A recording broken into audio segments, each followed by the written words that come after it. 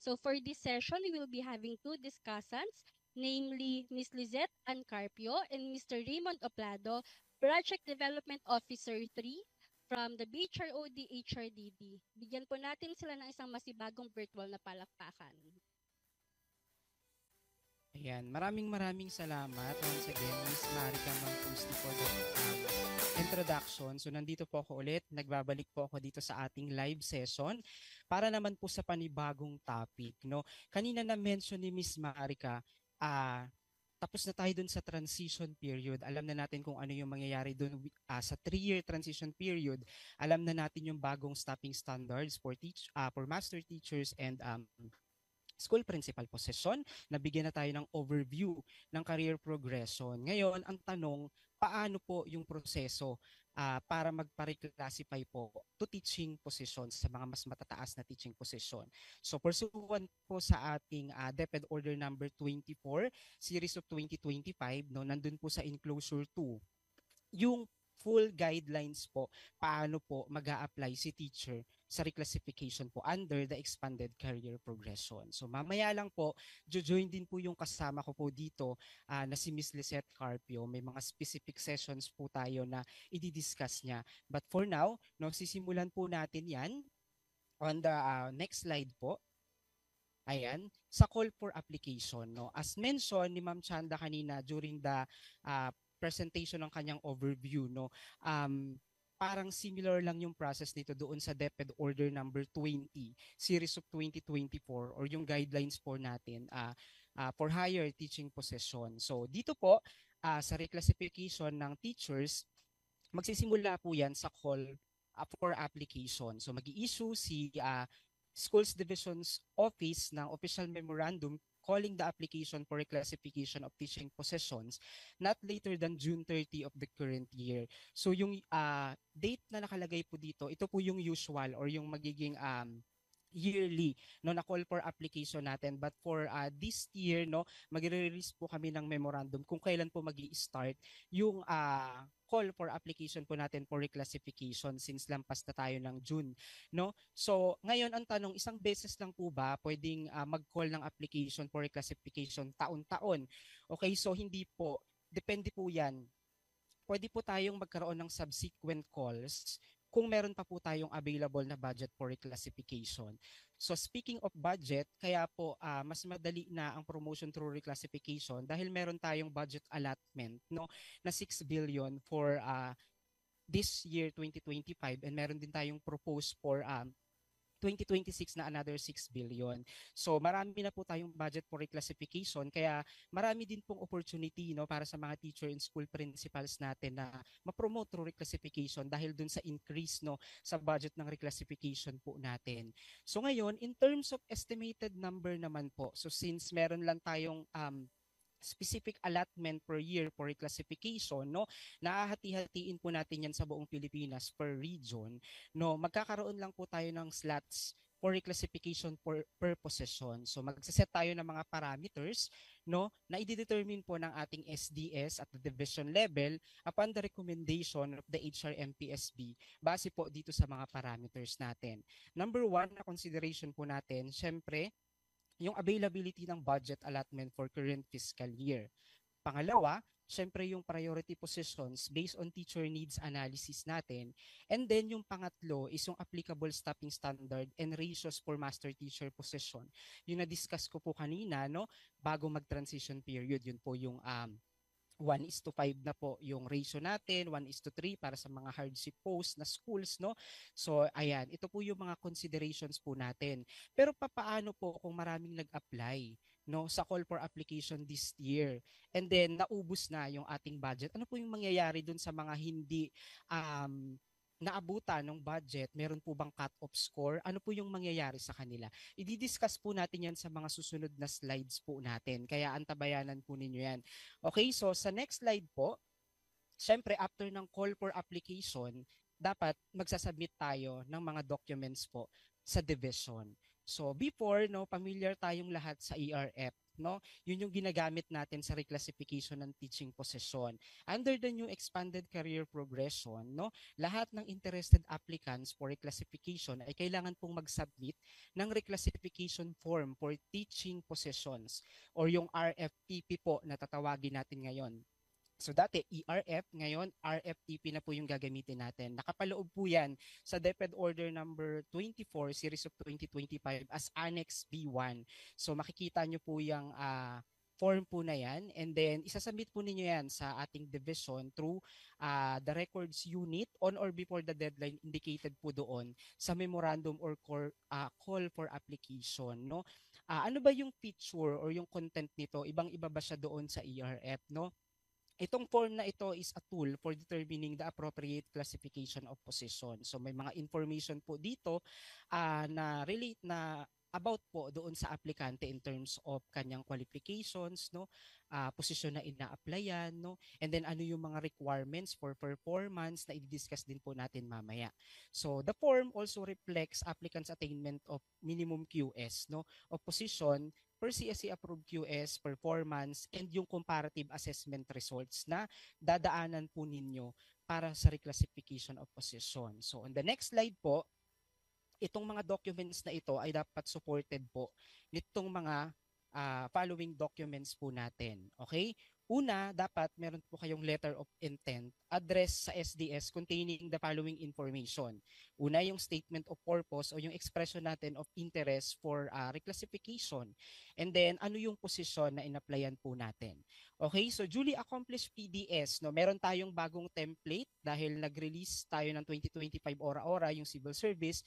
No, gamitin po natin yung CS Form 212 Revised 2025 with work experience sheet sa pagpasa po ng ating mga PDS sa division. Okay? So, C, yung photocopy of valid and updated PRC license or ID po natin. And then competency certificate of competency level issued by authorized body. No, ito po ay if applicable pa lang siya sa ngayon. So pending the guidelines po ng ating systems of recognition of affirming the career stages pursuant to section F of section 8F of RA 11713 or yung Excellence in Teacher Education Act po.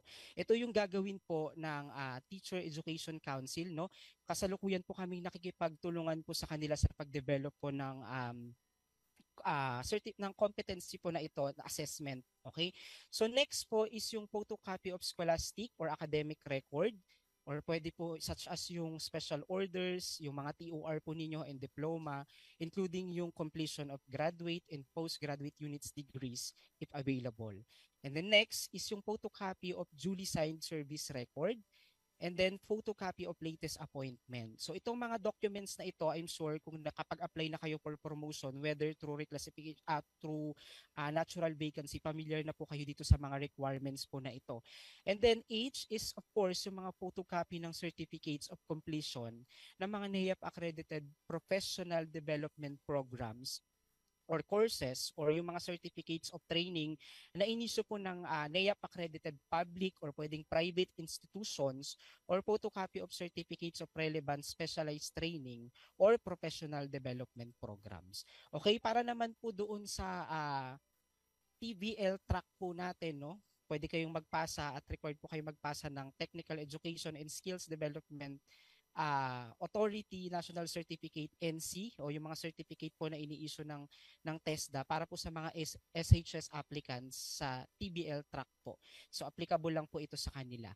And then next po is yung photocopy of required performance ratings with at least very satisfactory rating. Okay? Meron tayong note dito, kailangan ba tatlong performance rating yung isasubmit ko pag magpapapromote ako. Depende po yun. Okay? The applicant shall submit at most 3 performance ratings depending on the performance requirement ng position po na in-applyan ninyo. So mamaya, ipapakita po namin sa inyo ano-ano ba yung mga specific performance requirements per position.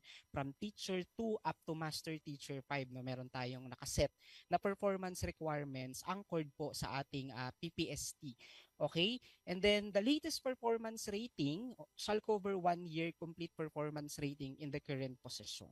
Okay, so next is yung checklist of requirements and omnibus warn statement. Nakagamit na kayo nito, no? Same lang po ito sa nakalagay doon sa DO7, sa DO20, no? Na CAB na ginagamit po natin na kasama ng mga documents po natin upon submission sa division office. And then other documents, no, as may be required by the HRMPSB, including but not limited to portfolio for assessment of identified PPST non-classroom observable indicators. So kung mapapansin po ninyo, no, yung MOVs po natin for portfolio for the assessment of PPST non-classroom observable indicators is other documents lang siya as may be required, no. Hindi siya required na isubmit and hindi rin siya basis to exclude you from the pool of applicants. Okay, so kung isasubmit nyo siya, mas maganda, mas makakakuha po kayo ng puntos, pero kung hindi, possible na zero lang po yung pwede ninyong makuha na points po dito. Okay, sa next slide po, ayan, masihimay-himayin pa po natin yan. Ayan, ipapakita po namin sa inyo yung entire process po ng assessment sa reclassification of position.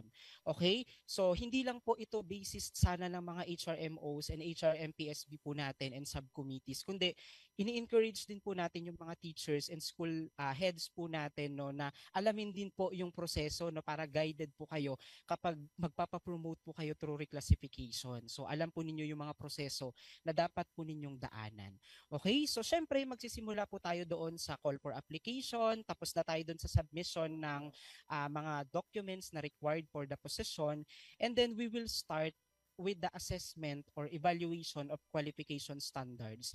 So, na-mention kanina ni Ma'am Chanda na para ma-promote ka dito sa career progression, kailangan ma-meet mo yung QS, yung performance requirement, and kailangan mo mag-undergo ng HRMPSB assessment. Dito sa qualification standards, no, ina-assess lang kung nami-meet mo yung education, no, experience, training, and eligibility na required doon sa posisyon na in-applyan ninyo.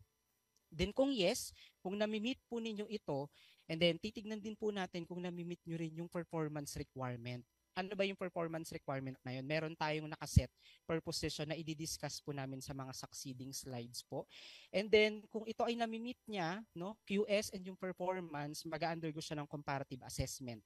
Okay, under ng comparative assessment, no, binibigyang puntos po yung inyong education, no, training and yung experience, no, na nag-exceed po doon sa minimum qualification non-SINEP po per CSC approved US. And then of course, yung performance rating po ninyo, yung score ninyo dyan, ay nakabase po sa rating po ninyo, no? And then classroom observation, then kasama rin po siya. And then yung portfolio assessment, yung non-classroom observable indicators, ito po yung mag-annotate po kayo. And this also includes yung ating DEI. Okay, so sa next slide po, ipapakita natin paano ba ini-evaluate yung qualification standards na ninyo based doon sa CSC approved QS. Okay? Dito po sa initial evaluation ng QS, tinitignan kung nami-meet nyo yung required na education requirement, experience, training, and eligibility. So recently, nag-release din po ang DepEd ng DepEd Order number 19, Series of 2025. Ito po yung amended qualification standards for teacher 1 to 3, okay, yung master teacher 1 to 4, and school principal 1 to 4 positions. This also includes yung mga newly created na positions po under ng career progression, which is yung teacher 4 to teacher 7 and yung master teacher 5 position. So, I think most of you nabasa naman na itong DepEd order na andito po yung mga specific o yung required na education experience, training, and eligibility. Each position po na minention ko po kanina. So, sa next slide, no, papasadahan po natin yung qualification standards po for teacher 1 position up to master teacher 5 position. Ito po ay nakapaloob doon sa DepEd Order number 19, Series of 2025. So kung mapapansin po ninyo, may mga naka-red font po dyan. So yan po yung i-highlight natin. So ibig sabihin ng naka-red, habang tumataas po yung posisyon, no, tumataas din po yung requirement natin doon sa QS. So dito po sa teacher 2, kung doon sa teacher 1, hindi siya nagre-require ng training requirement and experience, dito sa teacher 2, meron na tayong requirement na 8 hours of training in any of or a cumulative of the following. Pwedeng sa curriculum, no? Pedagogy, subject specialization acquired within the last 5 years po, no? Meron tayong recency in terms of scoring doon sa training. Pero doon sa ito rin po, pati po dito sa QS, no, meron din po tayong recency na 5 years. Dapat po within 5 years yung mga training natin. And then sa experience naman, nagdagdag na siya ng 1 year. No? Since kung ikaw ay dating teacher 1, probably nagkaroon ka na ng experience as teacher. No? And then sa teacher 3, medyo tumaas din po. Nag-increase yung requirement natin sa training, 16 hours. And then 2 years na yung requirement natin sa teaching experience. Okay? So sa next, slide po natin, ito naman po yung para sa Teacher 4. No? Ito po yung mga bagong posisyon under ng career progression po natin. So dito, sa training, kung mapapansin nyo, nagre-require na siya ng 16 hours of training and any or cumulative pa din. Pareho lang din po ng curriculum, pedagogy, subject specialization. And then, or, naka-or na siya, completion of NEA prerequisite professional development program for career stage 2 or proficient teacher. No, kung matatandaan nyo kanina doon sa diniscuss ni Ma'am Chanda, ang teacher 4 to teacher 7 ay under ng career stage 2 or proficient po. So dito 3 years na yung requirement natin in terms of experience. So pagdating ng teacher 5, tumaas yung training requirement natin na 24 hours from 16 hours, no? And then same lang din po yung requirement natin for experience, 3 years lang din po, no? Pareho lang din po sa eligibility, okay? And then sa education. Okay? So next naman po, for teacher, ayan, teacher 6 and teacher 7 naman, tumaas yung requirement natin sa experience. So nire-require ng 4 years teaching experience. And then for teacher 7 naman, no, 32 hours na yung requirement ng training, pero same pa din yung requirement natin sa experience, which is 4 years teaching experience pa din. So ano pong napansin ninyo from teacher 1 to teacher 7 in terms of education, no? Pareho lang po siyang bachelor's degree in education or bachelor's degree in relevant subject or learning area with at least 18 professional units in education. So pareho lang po siya. Hindi pa po tayo nagre-require dito ng master's degree, no? So yung kung meron kayong units ng master's degree, mas advantage nyo lang siya with other applicants kasi mas mabibigyan kayo ng points dahil mag-i-exceed yun sa minimum requirement po natin. So yan yung sa teacher 1 to teacher 7. And then for master teacher 1, on the next slide po, ayan, 24 hours na po yung training requirement natin. Same din sa curriculum, pedagogy, subject, specialization, plus or yung end 8 hours of training instructional supervision acquired within the last 5 years. Okay, so 5 years teaching experience din po ang requirement, pero yung completion of NEA prerequisite professional development program for career stage 3 na po yung nire-require since ang master teacher 1 and master teacher 2 natin ay under ng highly proficient or career stage 3 po. Okay, so dito nagbago na po yung requirement naman natin for Master Teacher 2 sa experience. Kung mapapansin niyo dito lang siya gumalaw. Nadagdagan lang yung 5 years teaching experience ng 1 year relevant experience in instructional supervision and technical assistance to teachers. So since ikaw ay nag-Master Teacher 1 na, makaka-acquire ka na ng experience na related sa instructional supervision and technical assistance to teachers, no, in a form of coaching and mentoring. So next naman po, yan, kung mapapansin niyo dito sa master teacher, nag-adjust din tayo ng qualification standard sa education, no? Naging master's degree na siya in education or educational leadership or educational management or relevant subject or learning area.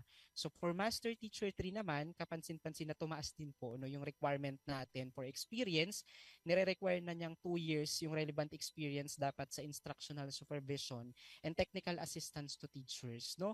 Yung training naman, 24 hours pa rin na related sa curriculum, pedagogy, and subject specialization and 8 hours of training din sa instructional supervision acquired within the last 5 years. So dito naman, since Master Teacher 3 na ito at under siya ng Career Stage 4 or Distinguished po na career stage, no, nire-require dito na yung completion of NEA Prerequisite Professional Development Program for Distinguished Teacher.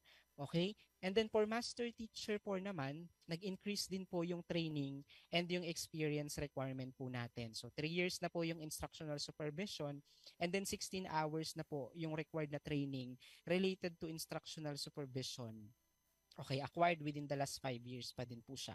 And then last, for Master Teacher 5 position, master's degree pa rin for education, no, wala tayong movement doon sa training, pero meron tayong movement doon sa experience. So 4 years na yung nire-require natin na instructional supervision and technical assistance to teachers. So dito, kung gusto nyo pong mas palalimin yung understanding ninyo sa qualification standards or kung gusto po ninyong i-assess na po yung inyong sarili kung nami-meet nyo na po itong qualification standards, pwede nyo pong bisitahin yung ating DepEd Order number 19 series of 2025, no, para makita nyo po yung kabuuan ng QS na andun din po yung QS ng school principal positions po natin. Okay? So let's proceed po doon sa ating next slide. Ayan. So since tapos na tayo doon sa qualification standard, assuming na qualified po kayo doon sa posisyon na in-applyan ninyo, and then we will proceed with the evaluation of standard-based requirement po or yung performance requirement po natin. So dito naman po, ito-turn over ko kayo panandalian sa aking kasamahan po ang aming PPST expert po na si Miss Lisette Ann Carpio. Kapwa ko po PDO3 dito sa HRDD or sa Human Resource Development Division para bigyan po tayo ng mas malinaw at mas detalyado pong information about sa performance requirement po. Okay, sige po. And para naman po sa ating performance requirements, ano po, so kanina na ilatag po ni Sir Raymond ang minimum qualification standards para sa mga posisyon na ina-applyan po natin. Ngayon naman po ay ang minimum performance requirements naman, no, na makikita natin sa ating mga isinabmit na IPCRF. Sige, so para sa performance requirements for teaching positions, ayan, so lahat po ng ating mga applicants, no, ay kailangan po mag-submit ng kanilang IPCRF. Nabanggit kanina, at most 3 IPCRF or performance na ratings. Kaya po nailagay natin yung at most, okay? Dahil po depende ito sa posisyon, sa teaching position na atin pong ina-applyan.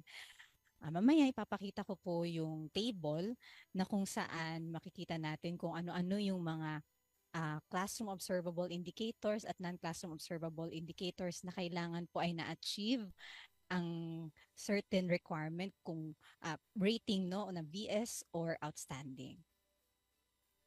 Next slide po. Ayan. So applicants must have a rating of at least very satisfactory in the last rating period covering 1 year complete performance cycle in the current position. Ayan. So dapat po, halimbawa pag tayo ay teacher 3 as of now at mag-a-apply tayo ng teaching position higher than teacher 3, ang ipapakita po nating IPCRF ay nung tayo ay nasa current, no, na teacher 3 position at nakakuha tayo ng at least very satisfactory rating. Ngayon po, pag tayo ay nakakuha ng outstanding rating, yan, ibig sabihin na exceed po natin ang minimum na VS performance requirement. So satisfy the set performance requirements of the position applied for based on at most 3 rating periods reckoned from the immediately preceding cycle completed. Ngayon po, may mga teachers tayo na halimbawa nag-maternity leave sila at naka-official leave of absence sila ng buong, official leave of absence at hindi sila doon po muna tayo sa previous slide. Hindi po sila nag-submit, no, ng IPCRF kasi meron po tayong guidelines sa performance management and evaluation system na pwede silang hindi mag-submit kung sila ay naka maternity leave or naka-official leave of absence.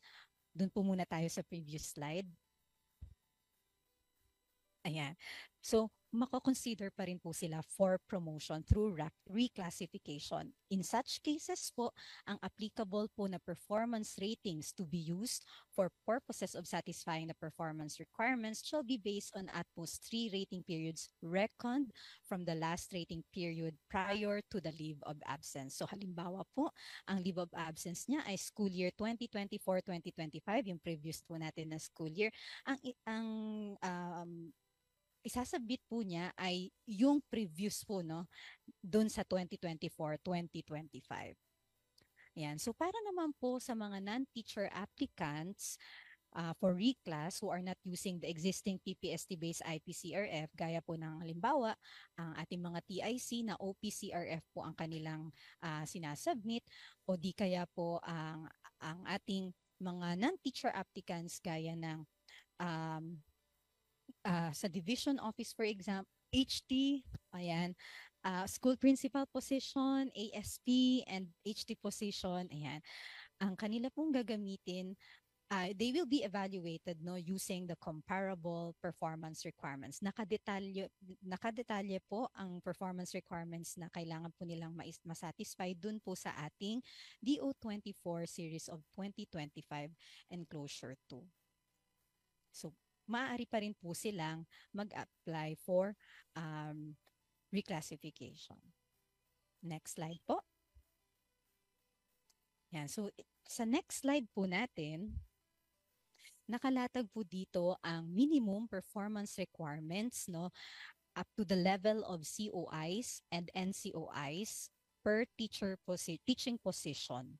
So mula teacher 2 hanggang master teacher 5, nakalagay po dyan kung ano-ano ang kailangan pong na-meet na, ilan ang na-meet na indicators na, ilang indicators ang achieve ng proficiency level required for the teaching position. So for example, sa teacher 2, no, lahat ng mga teacher 1 na mag-a-apply, for example, ng teacher 2, maipapakita dapat nila na nakakuha po sila ng at least 6 proficient COIs.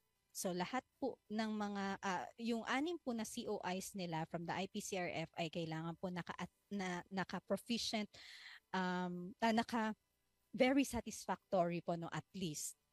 Yan. So VS po. Ngayon, pag nakakuha po sila ng outstanding sa 6 na COIs, or sumobra pa, no, na naka-outstanding sila, lumagpas po sa VS, na-meet po nila ang performance requirements for teacher 2 in terms po of the COI, Classroom Observable Indicators.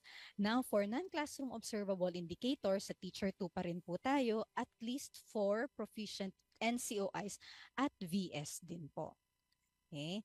So, for teacher 3, mga nag-a-apply for teacher 3, at least 12 proficient COIs at VS, and at least 8 proficient NCOIs at VS. Pagdating po ng mga teachers na mag-a-apply for teacher 4, mapapansin po natin 21 proficient COIs at VS na po ang kanilang dapat maipakita. So, kapag 21 na po ang COIs, meaning 3 school year na po ito. Okay? 3 school year na kumpleto po na 21 COIs at VS. Okay, ngayon po, pag may mga COIs po doon na naka-outstanding, pasok na pasok po iyon.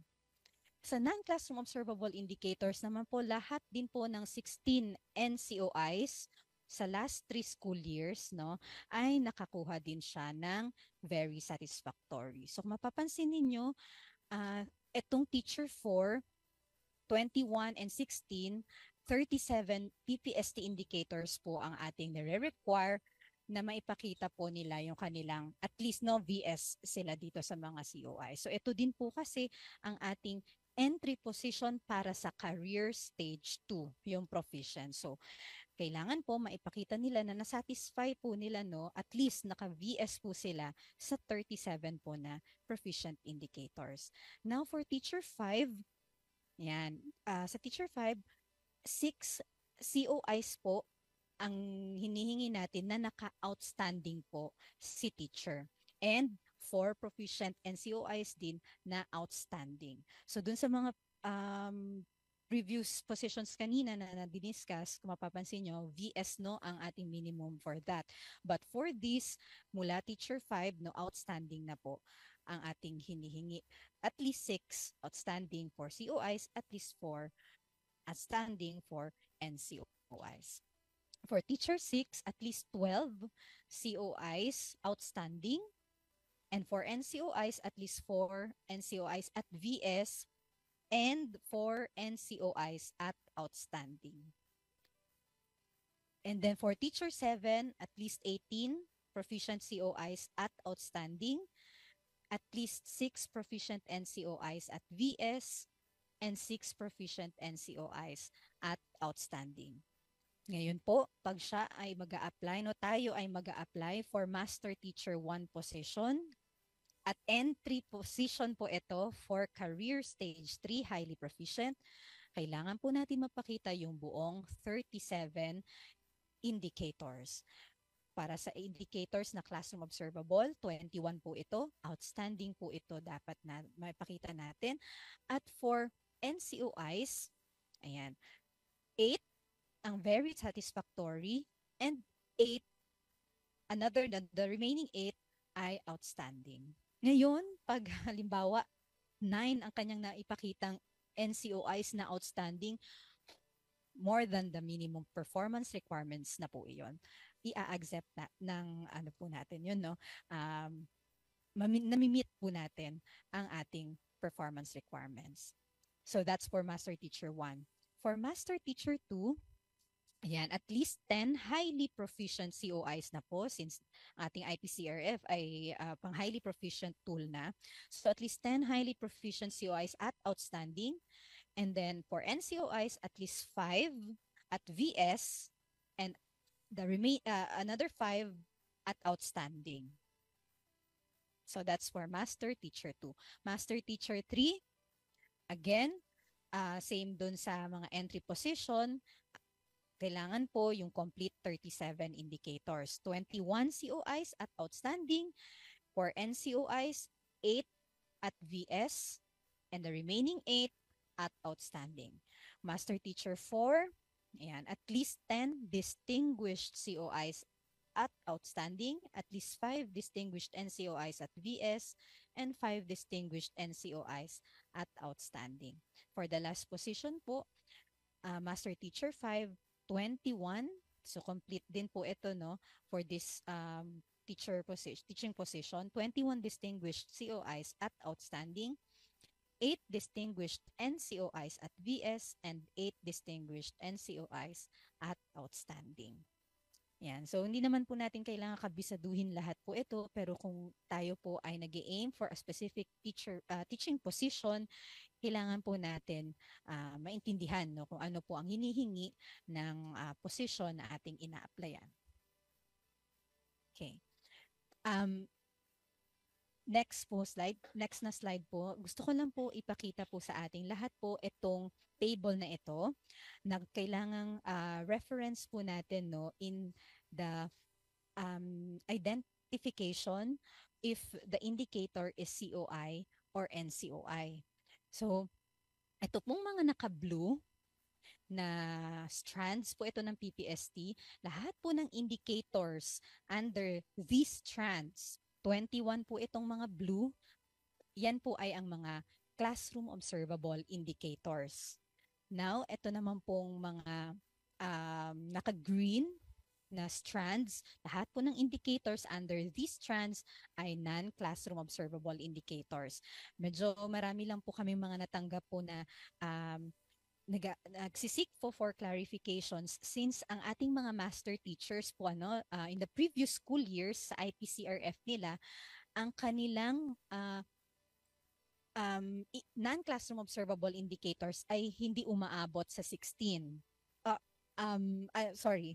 Ang kanilang classroom observable indicators pala ay hindi umaabot ng 21. So that is because dun sa performance management and evaluation system po natin, ang ibang mga indicators po na classroom observable dati or classroom observable para kay proficient teacher, ang kinuha lang po natin para kay master teacher ay yung kanyang role, no, as mentor or as nagbibigay ng technical assistance para kay colleagues or kay mga proficient teachers. But meron talaga yung isa pang function ang indicator na yon na dapat function ni master teacher na dapat maipakita sa classroom, as that indicator is a classroom observable indicator talaga siya in per se. So, sa ating pong pagbibilang later on, kung ang indicator ba na to ay COI or NCOI, ito po ang ating maging main reference. So regardless po kung sa PMES, no, this is for our master teachers, no, regardless po kung sa PMES nakatag yon as NCOI, ito pa rin po ang ating susundin para po makumpleto natin na 21 COIs and 16 NCOIs in terms po of counting. Okay po? Ayan. Next slide. Ayan. So, ngayon po kung na-meet na po natin, no, ang performance requirements, ano na po ang next nating gagawin? Ano na po ang makikita natin sa ating IER or Initial Evaluation Result? I-turn over ko po kayo ngayon kay Sir Mon para po i-discuss po ito.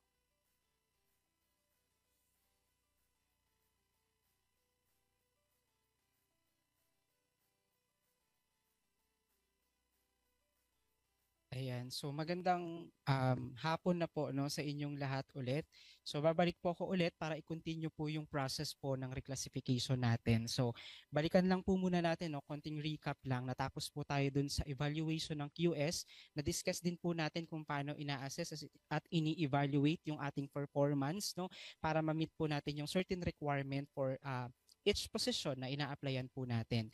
So after po na ma-evaluate po yan ng HRMO sa division, dapat mag-expect po ang ating mga aplikante, ang mga teachers or school principal position man po yan, na meron pong i-release na initial evaluation results. No? Kung familiar po kayo dun sa process ng DepEd Order number 7 and DO20, no? Pareho lang din po yung process ng pag-release nito. So dito po, naka-display lang po yung code din nyo, and then yung qualifications, and then yung remarks kung kayo ay qualified or hindi. No, ito pong form na ito na naka-display po dito sa ating screen ay accessible po yan doon sa ating DepEd Order number 24, Series of 2025 as Annex D1. Okay, so dito po sa IER, required po ito na i-post at least 3 conspicuous physical places. No? Dapat nakakonceal yung applicant's personal information. So kaya tayo merong application code. So yung information lang po na makikita ninyo kapag ni-release na po nila yung IER ay yung application code, and then yung qualification ng applicants in terms of education, training, experience, eligibility, and yung competency kung meron na po tayo, kung applicable na po siya, and then the performance, and then yung remark on whether qualified kayo or disqualified doon sa position po na in-applyan po ninyo. Okay? So yan, next slide po. Ito naman yung next na magiging process po natin. Ayan, hin-highlight lang po natin dyan kung ano yung titignan ninyo, no, kung kayo ay qualified or hindi base dun sa performance saka sa QS. So next po, ayan, so each applicant din po ay makakatanggap ng individual notice po. So the HRMO shall notify the applicants of the results of initial evaluation through a written notice served through official communication channels. So official communications applicants shall use the prescribed templates. Ito pong Annex E2 para sa mga qualified po, ayan, na mga applicants for reclassification, and then itong Annex F2 para naman po dun sa mga disqualified. Ma-meet or hindi nyo man po yung qualification standards at performance requirement, makakatanggap po kayo ng notice sa division from the HRMO office po, no. Ito pong form na ito ay makikita rin po natin dun sa Annex E2 and F2 ng DepEd Order number 24, Series of 2025. So ito rin po yung ginagamit natin dun sa DepEd Order number 7 and sa DO20 Series of 2024. So pareho lang din po siya, minodify lang namin siya for reclassification purposes. Okay? So sa next slide po, ayan, so i-walk through ko kayo ulit dun sa assessment process, no, habang nagmo-move tayo. Nagmo-move din yung iconography po o yung persona namin diyan, no. Nandito na sila sa part ng comparative assessment. So assuming na kayo po ay qualified doon sa QS ng posisyon na in-applyan po ninyo, and then dun sa performance requirement, mag-undergo po kayo ng comparative assessment. So ito po i-assess dito at bibigyan ng puntos po yung inyong education, training, and yung experiences po ninyo. And then, of course, yung performance rating po ninyo based dun sa IPCRF. And then, yung classroom observation. And then, yung portfolio assessment or yung NCOY, including po yung BEI or yung behavioral events interview.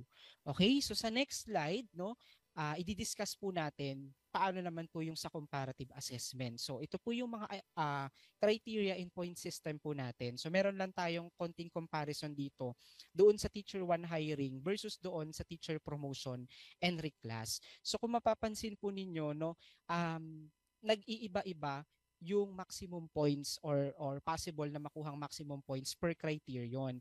Okay, sa education, same lang din po sa teacher 1, maximum of 10 points yung pwedeng makuha. And then sa training is 10 points, and then experience is also 10 points. So pareho lang din sila sa teacher 1. Dito sila magkakaiba kasi sa teacher 1, wala pa naman silang PPST-based performance, no, kasi hindi pa naman sila nasa DepEd, no, yung iba dito fresh grad. Kaya ang ginagamit natin sa kanilang performance is yung rating nila doon sa LET, no, or yung sa exam na in-administer ng PRC. So that's 10 points. Pero dito po sa PPST based requirement, yung diniscuss ni Miss Liz kanina na performance, no, kung ano po yung rating po ninyo doon, yun po yung magiging basis ng score po ninyo under this criterion. So ang maximum points na pwede nyo makuha ay 30 points po. And then PPST COIS is maximum of 25 points. Ito yung actual classroom observation po. And then sa PPST NCOIS naman po natin, ito yung portfolio annotation and yung BEI, maximum score ay 15.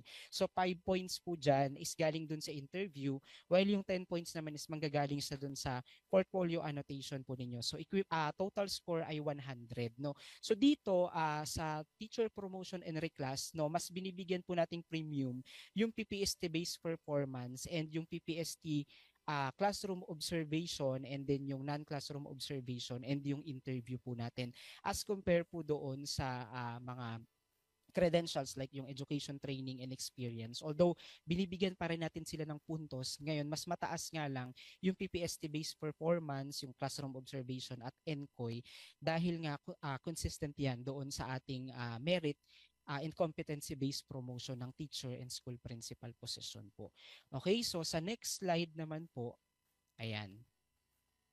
Ito po, yung rubrics natin for computation naman sa education, training, and experience. So kung nakapag-apply na kayo before ng promotion under ng DepEd Order number 20 or dumaan kayo sa DO7 upon your entry dito po sa DepEd, no, familiar po kayo dun sa point system natin in terms of education, training, and experience. No? Meron po tayong increment tables o yung rubrics po na ginagamit natin to compute yung points po ninyo for education, training, and experience. So the points for ETE corresponding to the applicant's qualification exceeding the QS. Okay, kung ang requirement dito ay bachelor's degree, no, ang mabibigyan po ng puntos dito kung meron kayong units ng MA. So magkakaroon po kayo ng points under education criterion. Okay, so gamit po yung increments table, nakalagay din po yan sa DepEd Order number 20 po natin, 24 series of 2025, nasa DO20 series of 2024, and DO7 series of 2023 po natin. So only those qualifications that are relevant to the position to be filled shall be given points. Okay, so next po, sa ating, ayan, ito po yung na-mention ko kanina, yung increment table po natin. Ito yung tool na ginagamit natin to determine po yung increment points ninyo sa education, training, and experience. Okay? So, dapat nag-exceed doon sa minimum. Kung ang requirement sa education ay bachelor, so kung meron kayong units ng MA, nabibigyan na po yun ng points. No? Hindi naman kailangan graduate ng MA para mabigyan kayo ng additional points dito sa promotion, no? Depende po 'yun sa minimum requirement kung mag-i-exceed po kayo doon. Same with training and doon sa experience po natin. So ito po, yung complete set po ng increments table natin, makikita nyo po doon sa mga binanggit kong relevant issuances po regarding hiring and promotion po ng teachers. Okay, so next po na slide. Okay, ito naman in terms of performance, paano naman po kino-compute yung magiging score ninyo sa PPST-based performance? So, ang maximum natin dyan ay 30 points. Dito ipapakita po namin, ayan, yung computation. So, pareho lang din po ito nung nandun sa DO7 and DO20 po natin, no? So, yung performance rating ninyo and then yung highest possible PR and DepEd PMES, which is yung 5, no, times yung weighted average po ng performance ninyo. So yun po yung magiging score po ninyo sa performance. No, yung gagamitin po natin dito is yung recent. Kung for example, nag-apply kayo for Master Teacher 1 position, doon po 37 indicators ang requirement natin in terms of performance. So ang requirement syempre tatlong IPCRF po yung isasubmit ninyo. So doon po ang i-consider natin for point system under the performance criterion ay yung recent po ninyo. Okay, hindi po natin i-average yung tatlo po na yon. Okay, so next po. Ayan. Sige. For classroom observable indicators and non-classroom observable indicators, ito po ay 25 points and 15 points. No, ibibigay ko po kayo ulit panandalian sa aking colleague, no, na PPST expert po namin to discuss po yung specifics po ng COIS and MCOIS po natin. Ayan. So, tawagin po natin ulit si Miss Lisette Carpio. Ayan.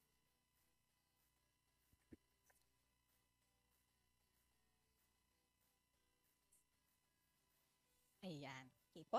So nagbabalik po ulit ako para po dito sa ating PPST COIs or COIS and PPST NCOIS. Sige, next slide po tayo. Yan. So introduce ko po muna sa inyo itong next slide po. Ang continuum of practice or levels of practice. So dahil nga po PPST based no ang assessment po natin, ang pinaka-anchor po natin ay ang professional standards for teachers, ang PPST. And alam naman po nating lahat no dahil ilang taon na din po natin itong in-embed at ini-implement po sa ating performance management sa ating L&D, alam po natin na may 4 po na career stages ang ating PPST. Okay, meron po itong career stage 1, beginning, career stage 2, proficient, career stage 3, highly proficient, and career stage 4, distinguished. So ang PPST no ay may concept ng continuum of practice. Ano po ibig sabihin ng continuum of practice? Ibig sabihin po, ina-acknowledge po nitong PPST natin that while each stage has specific indicators, may specific indicators po ang beginning, ang proficient, no? Certain expectations or skills can be relevant across career stages. That's why po, makikita natin na sa continuum, may overlapping po yung mga career stages natin. So, hindi po natin binabox no, ang ating mga teachers. Let's say, sa reclass, for example, may mga certain positions na sinasabi natin, kinaka-classify natin na, na under sa proficient career stage. Pero ang PPST po in principle, ine-encourage po ng PPST na na may mga skills no na pwedeng ma-develop si teachers kahit na classified siya sa proficient na nakikita sa highly proficient or di kaya sa distinguished. So that's the principle no or the concept of developmental or continuum practice po ng PPST. Yan. So now in relation po sa reclassification, si teacher applicant po no tayo po na mag-a-apply for higher position shall be assessed based on the levels of practice expected in a certain career stage in which the position being applied for falls under. So meron po tayong dahil nga po sistema po ito, no, naglagay po tayo ng mga certain teaching position na under sa specific career stages. So halimbawa po, para sa mga teachers 2 to 3, yan. So meron pong tinatawag tayo na beginning towards proficient. Mamaya po ay ayan. So pinakita po natin, no, na meron tayong kumbaga parang transitory na career stage po, no, para sa kanila. So sila po ay beginning towards proficient. Bakit po, no? Bigay lang po ako ng konting background po dito sa tinatawag po nating beginning towards proficient. Bakit hindi na lang beginning or bakit hindi na lang proficient? So dahil po tinatawid po natin ng mga kasamahan po natin na teachers 1, 2, and 3 papuntang proficient. Hindi po sila totally beginning. Dahil po nabanggit po ni Ma'am Chanda kanina, no po, na yung mga beginning teachers po natin, ang ideally, no, ang na ma-manifest po nila yung mga beginning indicators after po nilang graduate from the teacher education institution. So sila po yung mga nakakuha ng mga na ma-manifest sa kanila yung mga beginning indicators or competencies po under the beginning career stage. But for our teachers in service, no, tayo po ng teachers 1, 2, and 3, ina-expect po sa atin na tayo po ay nakatawid na, no, from beginning to proficient. So dahil wala pa naman po tayo ngayong sistema na ina-affirm po talaga na tayo ay mga proficient na ano po. So tinawag po muna natin in transition, no, na beginning towards proficient. So sila po yung mga teachers 1, 2, and 3 for now. So yan po ang kanila pong levels of practice. Sige, next po natin, ayan, levels 2 to 6 po ang kanilang ipapakita po or i-assess sila dito sa levels na ito, capturing the teacher practice in the beginning towards proficient career stage. So for proficient, ayan, aangat lang po yan ng levels 3 to 7. Yan. And then ang highly proficient naman po natin levels 4 to 8. And ang distinguished ay levels 5 to 9. So ito pong 9 levels na to, no, itong levels of practice ay talagang nakikita natin sa mga classroom observation tools natin. So sa rubric, yan, sa gagamitin pong rating sheet or inter-observer form doon sa classroom observation natin. Yan. So importante po na maintindihan po natin itong continuum ng PPST at itong mga levels of practice na ina-expect sa mga position po na ina-apply po, we're applying for. Okay, next slide. All right. So for the classroom observable indicators, no, this will be assessed, no, through our demonstration po nitong mga COIs sa actual classroom observation. So hindi naman po lahat ng 21 COIs kailangan natin mapakita doon sa classroom observation, no, doon sa actual na classroom observation. But for reclassification po, no, 5 COIs ang ating ipapakita sa classroom observation. So mula teachers 2 hanggang master teacher 5, ito po nakalatag kung ano-ano po ang mga COIs, ano-ano lang, no, ang mga COIs na ating ipapakita. Again, hindi po sobra dapat dyan at hindi po babawas po dito sa ating mga naka-indicate na COIs. So for those applying for teacher 2 position, ayan, ito po ang mga indicators. And then for teacher 3, ito naman, wow, nakalatag po hanggang master teacher 5. Notice po natin, no, if you can notice po, meron po tayong asterisk sa ibang mga indicators, lalo na po, no, yung mga specifically mga indicators po na under domain 3. So for example, sa teacher 2, meron tayong 3.1.2, ganun din po sa teacher 3, and teacher 4, teacher 5, teacher 6, and teacher 7. sa Master Teachers 1 to Master Teacher 1 to Master Teacher 5, ayan, 3.1.3, 3.1.3, ayan. And then sa Master Teacher 3 to Master Teacher 5, 3.1.4 naman. So ang ano po ibig sabihin ng mga indicators na to na may asterisk? Ibig sabihin po sa classroom observation, pwede po natin silang palitan ng indicators galing sa strands 3.2, 3.3, 3.4, or 3.5. If si teacher po ay, for example, siya ay madrasa teacher, ALS teacher, SNET, no, kung saan applicable sa kanya or mas appropriate sa kanya yung mga indicators sa mga nabanggit kong strands kanina, yung 3.2, 3.3, 3.4, and 3.5. Now, pag hindi naman po tayo under po sa mga ganitong teachers na may ganitong context po, no, yung madrasa, ALS, etc., ang ating pong indicators na gagamitin ay yung nasa 3.1 na strand. So, ito na po yung mga nakalagay sa, by default po na nandito sa ating table.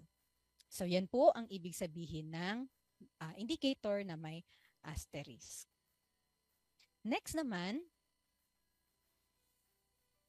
ayan, for non-classroom observable indicators, ayan, so kagaya ng sa COI, 5 din po ang ating i-assess sa inyo po, no, sa ating mga teacher applicants for higher position pagdating po sa non-classroom observable indicators. So as much as possible po, kung mapapansin ninyo yung latag po mula kanina pa po sa COI and ngayon po dito sa NCOI, we made sure po na represented po ang mga domains natin, no, sa PPST, and it captures po the day-to-day work, no, of our teacher. Hindi man lahat ng indicators, no, na nakalagay dito sa ating table, pero may representation po ang mga domains or mga aspects po na ginagawa ng ating mga ninyo pong mga kaguruan. Ayan. So dito po sa NCOI, ayan, makikita nyo may mga asterisk na, na naman po ulit. Hindi lang isa, meron pong may dalawang asterisk. So magkaiba po ang ibig sabihin ng mga asterisk dito sa asterisk po doon sa COI. So dito po sa NCOI, ang mga indicators na may isang asterisk, okay, makikita lang po natin yan sa career stage 3 at sa career stage 4. Hindi po sa lahat ng teacher position, no? Ibig sabihin po pag isa ang asterisk, ito po ang indicator na i-assess, no, sa portfolio annotation or sa annotation na gagawin ni teacher, na nagagawin po natin kapag po magsasubmit tayo ng MOV na galing po sa ating mga na-prepare pong dati na sa portfolio natin sa PMS or sa RPMS PPST. So yan po yung mga indicators. Bakit po, for example, ang MT1, Career Stage 3, highly proficient po ito, no, ang MT1. Pero pagdating sa annotation at sa MOV, yung 1.2.2 po, yung pang-proficient po ang kanilang ipapakita. Bakit po kaya? Dahil po, hindi pa naman po nila pinaperform yung functions or yung expectations ng isang Master Teacher 1 kasi nag-a-apply pa lang po sila doon.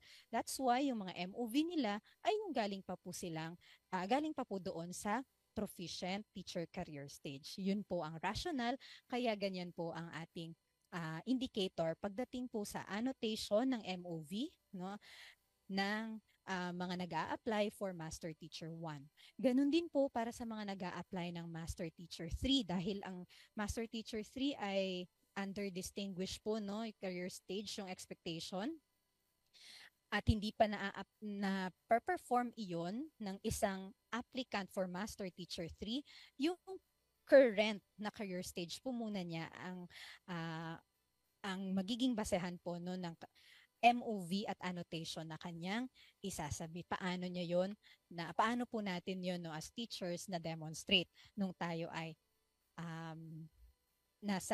for example, nasa highly proficient teacher. So, yun po ang ibig sabihin ng isang asterisk for this indicator sa NCOI. Now, pagdating po sa dating po sa dalawang asterisks naman, yan, ang ibig sabihin po, ito naman po ang i-assess ng ating mga HRMPSB pagdating po sa interview or sa behavioral events interview.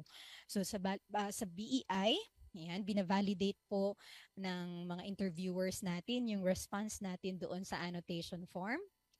At the same time, ayan, they will also look into kung paano yung past performance natin na kinuwento natin doon sa annotation predicts our future performance.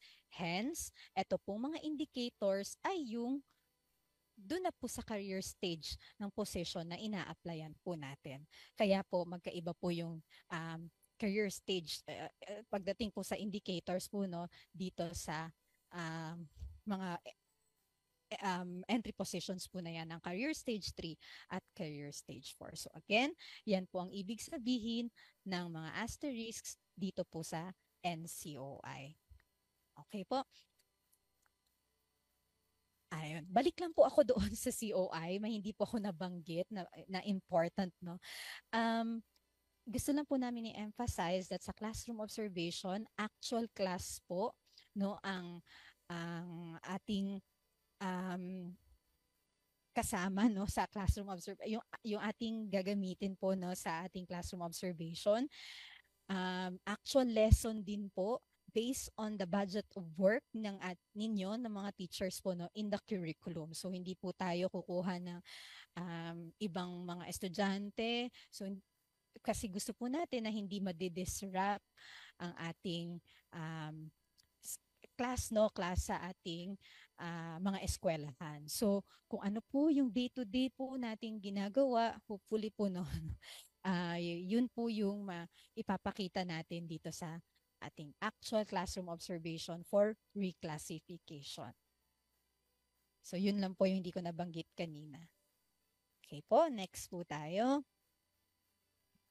Ayan. So ita-turn over ko po kayo ngayon ulit sa aking pong kasamahan na si Sir Mon para po i-discuss yung comparative assessment naman after po natin mapakita na ang COI and NCOI through classroom observation, through annotation, and through BEI.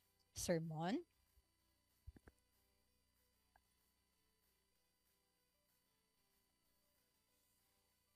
Ayan, magandang hapon po ulit sa inyong lahat. So, balik po ulit sa akin, no? Para naman po dun sa continuation ng ating comparative assessment. So, yung evaluation po or assessment ng COI at NCOI ay part po ng comparative assessment. So, kung mapapansin nyo, umpisa tayo dun sa initial evaluation ng QS and performance, scoring ng education, experience, training, performance, and then ng COI and NCOI, and then ng BEI. So bago po tayo mag-release ng comparative assessment result for expanded reclassification or yung career na tinatawag po natin, magko-conduct po muna yung HRMPSB of course ng open ranking system. So familiar po kayo doon sa process ng open ranking system, nadaanan nyo po yan kung kayo ay nag-undergo doon ng assessments under ng DO7 and ng DO20. So ang purpose po nun is to exhibit transparency doon sa assessment na kinonduct po nila, kung saan pinapakita po sa inyo yung mga scores na na-obtain po ninyo, each criterion. Pwede po kayong mag-raise ng mga concerns doon sa score na nakuha. I-discuss po yan sa inyo bago i-release yung comparative assessment result po natin. So ito pong copy ng duly signed na career, nakapirma po dyan ng ating HRMPSB members and yung chair as well as yung SDS po natin, in which the candidates are listed in no particular order using yung application code po ninyo. Parang kagaya po ng doon sa IER kanina, yung initial evaluation result. Dito po ay code lang po yung naka-display and yung scores po ninyo sa bawat criterion po dito sa comparative assessment po natin. So ito po ay ipopost in at least 3 conspicuous physical places po sa DepEd offices, schools, and then ayan, dapat ito po ay posted po at least 10 calendar days indicating po yung date kung kailan ito pinost. Okay? So after po nito sa comparative assessment, no, once na meron na tayong career, no, ano na po yung mangyayari? So sa next slide po, ayan. Ito na po yung mangyayari. Paano po sila pipili or sino po yung mga ipaprioritize po natin based doon sa assessment po na kinandak. So kung matatandaan ninyo doon sa umpisa po ng session po na ito, na-mention natin na meron po tayong allocated budget per year, no, per fiscal year for reclassification of position. Okay? So para ma-determine natin kung sino po yung mga mako-consider for reclassification sa taong yon, no, ito po yung gagawin ng HRMPSB po natin. So yung comparative assessment result, no, isasubmit po nila yun sa SDS. And then yung career shall be accompanied by plantilla allocation list. No, itong PAL na ito ay sinasubmit din po natin ito sa DBM sa pag-process po ng reclassification of position. So yung PAL, this contains only the names of candidates who can be accommodated based on the cut-off score na 50 points. So dito po sa reclassification, meron pa rin po tayong cut-off score na 50. No? So sa lahat po ng mga makakapasok doon sa 50 na cut-off score, sila po yung may chance, no, na ma-reclassify or ma-promote sa mas pataas po na posisyon na in-applyan nila. So ano po yung consideration po natin aside doon sa cut-off score? Of course, yung availability ng budget for the fiscal year, no. Hindi naman po pwedeng lahat tayo ay cut-off, nakaabot doon sa cut-off score na 50, lahat tayo marireclass, no. So depende po siya doon sa available budget allotment for this year. And then of course, meron pang another parameters na na-discuss din po natin kanina is yung prioritization in terms of positions based on teacher needs analysis. And syempre, kinukonsider din natin dito yung applicable staffing standard and ratios for master teacher position. So ngayon, ang tanong, dahil meron tayong parameters at hindi naman pala lahat ay marireclass nang nag-apply for this fiscal year, paano po yung mangyayari po sa kanila? Okay, so yung career po natin ay valid po yan until exhausted. So hanggang meron po tayong natitirang mga candidates doon na nakaabot po sa 50 na cut-off score, no, i-exhaust po natin yon sa following year dahil meron po tayong another budget for reclassification. So lahat ng remaining candidates sa career na na-meet yung 50 na cut-off score pero hindi sila na-accommodate dahil limited yung funding natin. So ipaprioritize natin sila sa next fiscal year, no? So kung hindi kayo na-consider ngayon, wag po kayo mag-alala kasi next fiscal year kayo po yung priority. No, ngayon ang tanong po, need pa ba akong mag-undergo ng assessment? So hindi na po. Okay, considered na po kayong next in line kapag dumating yung budget and ipaprocess po yung inyong reclassification bago po i-process yung other new applicants for reclassification. So yun po yung mangyayari. Kaya kung hindi man po kayo maabutan ng cut-off dahil sa budget this year, no, next year mapaprioritize po kayo sa reclassification po ng position po natin for teaching position. So hindi na po need mag-undergo ng comparative assessment ulit. Okay? And hindi rin po kayo of course precluded na mag-apply kapag merong mga natural vacancy or mga vacant higher teaching positions, no. Pwede rin po kayong mag-apply through natural vacancy kung hindi niyo po mahihintay yung reclassification or kung mas available na at mas mabilis yung magiging promotion niyo through natural vacancy, you are not precluded to apply po doon. So next po, ito naman po yung bagong reclassification process natin. Ito na po yung entire process, hindi lang po ng assessment, no, kundi yung transmittal pa po nito papuntang DBM, yung, and then yung approval, and then yung issuance ng NOSCA natin. So magsisimula po tayo, no, sa submission ng mga documents and then yung RFTP, and then i-evaluate siya ng SDO, no, and then after po na ma-evaluate niya ng SDO, isasubmit po nila yan sa regional offices po for further evaluation din po nila.